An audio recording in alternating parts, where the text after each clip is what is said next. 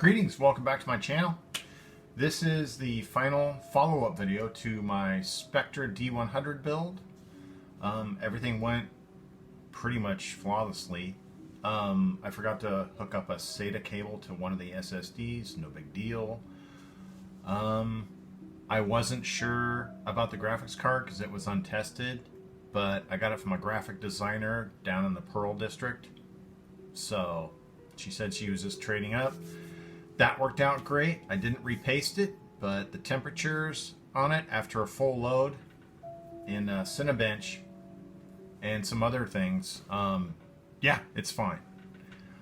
Other than that, I was kind of worried about the RGB on the CPU fan, but the little controller I bought and routed out back here, it's back here, works fine. And there's enough modes to where I can blend it in. As you can see, it's, it's blending pretty well. And then the RAM, I'm just going to let it just do its thing at its stock setting. And that's fine, because I didn't want a bunch of software in the background running a bunch of programs. Speaking of, this little gizmo only takes about 1% off the CPU, but it does everything, and it does everything accurately. It was just plug and go, pretty much. So we were really surprised by that. And you can tell it's made in China because it's not a hard drive, it's a hard driver. But hey, that's my computer. It's a hard driver. Anyway, yeah, it kind of posted up and down a couple of times its first time, but it made its way into the BIOS, and yeah, we just enabled XMP. After a while, everything got set up. Didn't like my Windows key. Had a feeling that was going to happen, but I'll get that squared away down the road. All in all, temperatures are awesome. I have room for overclocking on that 1070. At full load, let's see, the Ryzen 5 5500 at full load for 10 minutes never got above 45 degrees Celsius. And the GTX 1070, I think it never even got close to overheating when it was being taxed out. I can't remember what it was. But anyways, so yeah, we're getting good. I'm above 1,000 in Cinebench scores.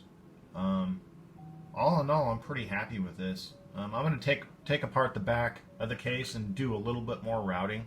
I can see a cable right down in here. Shove that back a little bit, just a little more fine-tuning, a little more, cable management, but who cares? It's on the back, man. No one sees it.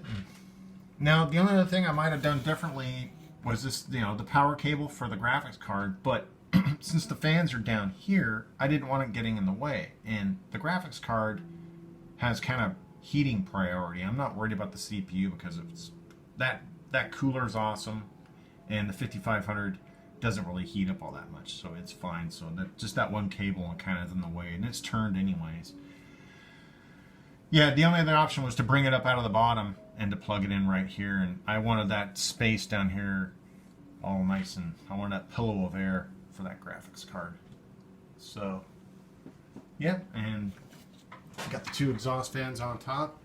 There's a nice magnetic filter on top, takes care of all that. Pretty sweet case to build in. I have no issues with it whatsoever, and everything's keeping cool. We've got some games loaded up on here. What did we load?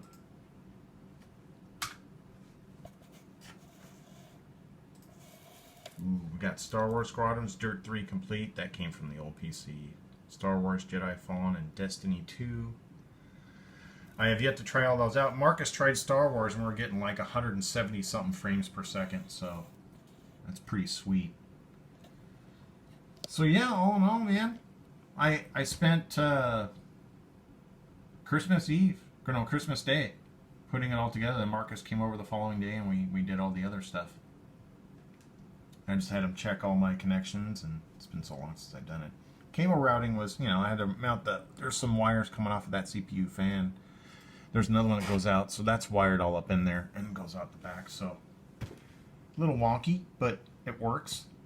So And there's different modes. The different modes, I did not put in the remote control controller, Rosewill controller for the RGB fans on the case. It does the same thing. I mean, I'll just save them for another build, but you get the idea. You can change the colors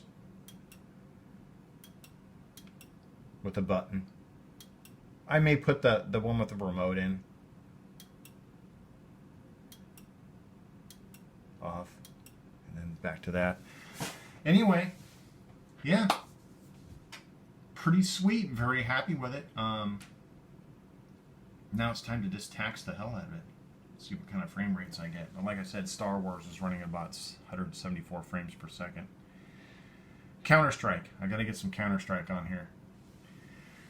Anyways, super stoked. She's running great, nice and cool, and very happy with this case. Looks pretty sweet. All right. Well, anyways, thanks for watching this little video. I'm gonna power this puppy up and go shoot down some TIE fighters. All right. Well, thanks for watching, and thanks for following this little series. I had a hell of a fun time taking my time building this PC. If you've never built one before, do your research, build it in your head, and then take all your parts and implement it with your hands. You'll find it's much more rewarding.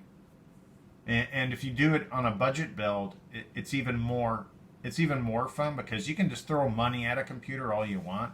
But if you do a budget build and you get good numbers in the end and you build it yourself, and it's just a better way to go, in my opinion. Anyway, thanks for watching. Happy holidays, and go build a PC. Now's the time. Parts are cheap and good. All right, take care. Thanks for watching. Bye-bye.